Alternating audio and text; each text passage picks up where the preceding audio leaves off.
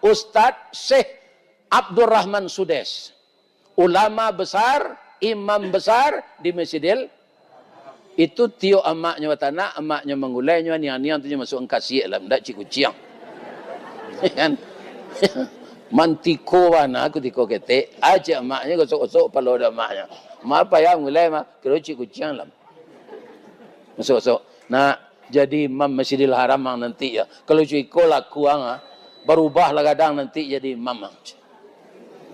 Benar doa orang tuanya itu, dia jadi kalau orang tua nama doa nawak pak, iya kan?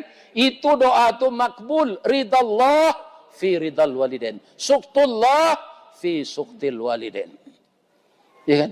Jadi ibu-ibu muda, ada ndak nambah umur 40, 39, 38 ada?